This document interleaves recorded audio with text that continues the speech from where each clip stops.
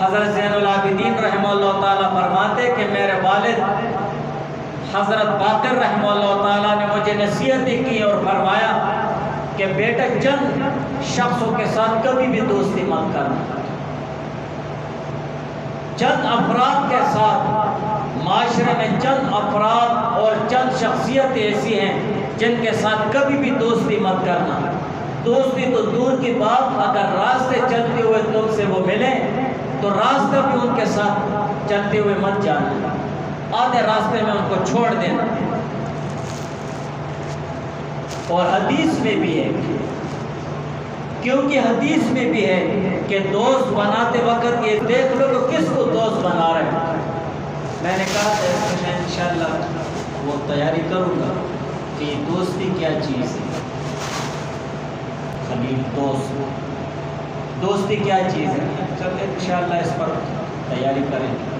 بہرحال حدیث میں بھی ہے، ابو ہریرہ رضی اللہ تعالیٰ عنہ سے روایت ہے، قال قال رسول اللہ صلی اللہ علیہ وآلہ وسلم المرء علی دین خلیلہ فلینظر احدکم من یخالل، کہ المرء علی دین خلیلہ، ہر شخص اپنے دوست کے دین پر ہوتا ہے، اپنے دوست کے طور طریقوں پر چلتا ہے۔ فَلْيَنْظُرْ مَنْ يُخَالِلْ، حضور علیہ السلام نے فرمایا فَلْيَنْظُرْ أَحَدُكُمْ، پس تم میں سے ہر ایک نظر ڈالے اور سوچے اس بات کو، مَنْ يُخَالِلْ کو، وہ کس کے ساتھ دوستی کر رہا ہے، وہ کس کے ساتھ راز و نیاز اور کس کے ساتھ وہ پکا دوستانہ لگا رہا ہے۔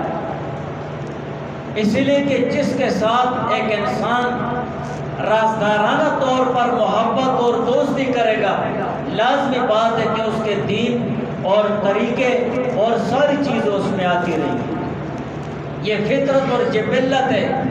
امام غزالی رحمہ اللہ تعالیٰ فرماتے ہیں کہ صحبت و اختلاط کا اثر قبول کرنا ہے، کہ ہم مجلس جو تمہارے یہاں مجلس ہوتے ہیں ان کے ساتھ اٹھنا بیٹھنا، ان کے ساتھ اختلاط کرنا، ان کا اثر قبول کرنا، اور ہم نشین کے جو مصاحبت ہوتی ہے، اس کی مشابہت ہوتی ہے، اس کے طور طریقے ہوتے ہیں، وہ قبول کرنا، یہ انسان کی خصلت ہے، یہ اس کی جبلت اور فطرت ہے، یہ انسانی طبیعت میں ہے کہ جس کے ساتھ تم اٹھنا بیٹھنا کرو گے ان کا اثر تم میں لازمی طور پر آئے گا، لازمی طور پر آئے گا۔ یہ کبھی بھی نہیں ہو سکتا ہے کہ ان کا اثر نہ آئے۔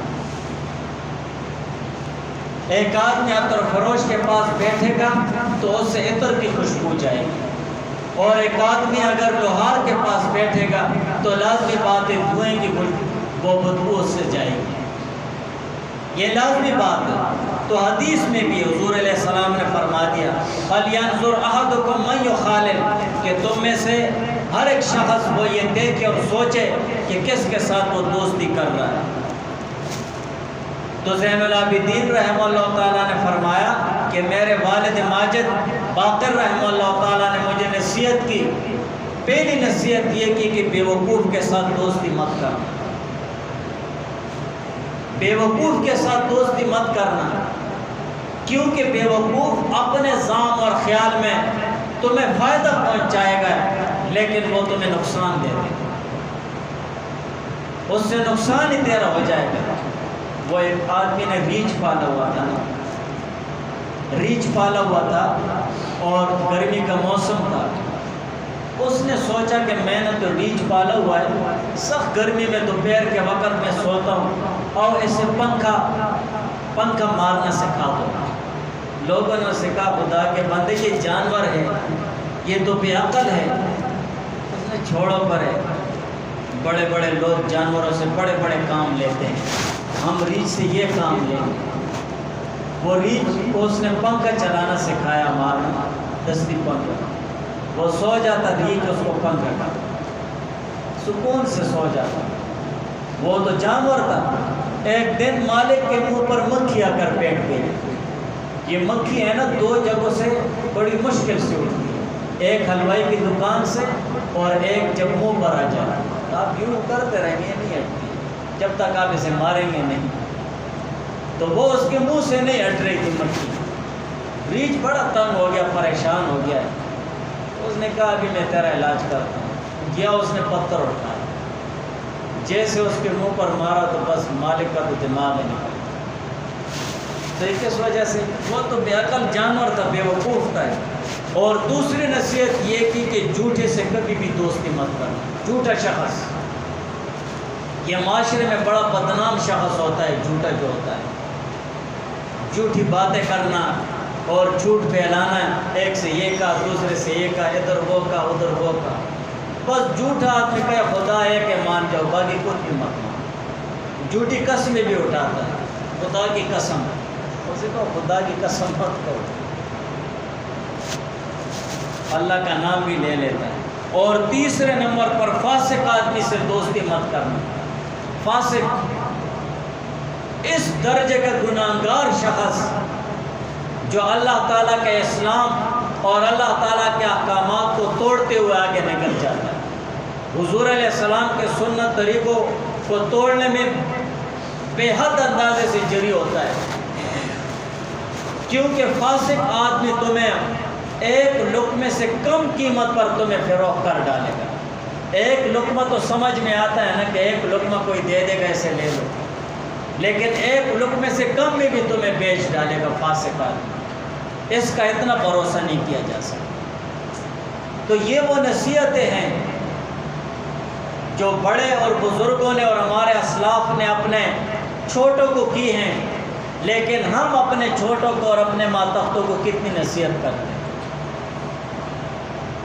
بلکہ ہمارا ذہن تو ایسا بن گیا ہے, پہلے جو بڑے ہوتے وہ گھنٹوں گھنٹوں پر چھوٹوں کو نصیحت کرتے اور یوں سر نیچے کر کے ان کی نصیحت سنتے اور اپنے دل و دماغ میں اس کو بالکل پتھر پر لکیر کی طرح محفوظ کر دیتے کہ میرے بڑوں نے میرے لیے یہ نصیحت کی ہے, میں اس کے خلاف نہیں کر سکتا. لیکن ہمارا ذہن کیا بن گیا ہے؟ اگر ہمارے بڑے پہلے تو نصیحت کرتے ہی نہیں, اور اگر نصیحت کرتے بھی ہیں تو ہم کہتے ہیں ویسے دماغ تھکا دیتا ہے, ویسے دماغ تھکا دیتا ہے, تکیانوسی باتیں, پرانی باتیں, چھوڑو پائے. یہ ہماری کمزوری ہے کہ ہم نصیحت قبول نہیں کر رہے ہیں. پہلے تو نصیحت ہے ہی نہیں ہمارے معاشرے میں. آج کل معاشرے کو چھوڑو, ہمارے گھروں سے نصیحت نکل گئی. ماں باپ کیسے اپنے اولاد کو نصیحت کریں گے کہ ہمیشہ سچ بولو جب وہ خود جھوٹ بولتے ہیں؟ جب ماں باپ خود جھوٹ بولتے ہیں تو وہ چھوٹوں کو کیسے کہیں گے کہ ہمیشہ سچ بولو, جھوٹ کبھی مت بولنا؟ یہ ہماری کمزوری ہے. جب ماں باپ خود ایک غلط راستے پر جا رہے ہیں تو وہ کیسے اولاد کو سیدھے راستے پر لا سکتے ہیں؟ یہ کبھی بھی نہیں ہو سکتا الا ماشاءاللہ. ویسے اللہ کے فضل پر اگر کہیں ہو جائے تو وہ الگ بات ہے کہ والدین ناکارہ ہوں اور اولاد نے, ورنہ عام و تیرا دستور اور طرز طریقہ یہی ہے کہ جیسے ماں باپ ہوتے ویسے اولاد بن جاتی. سب سے پہلے اگر خاندان اور اپنے گھر کا سکون اور اپنے گھر کا اچھا ماحول چاہتے ہو تو سب سے پہلے میاں بیوی کو نیک بناؤ. میاں بیوی نیک تو یہی میاں بیوی کل ماں باپ بن جاتے ہیں. جب ماں باپ ہیں تو یہ نیک اور صالح ہے تو ان کے اولاد بھی نیک اور صالح بن. یہ ذہن ہمیں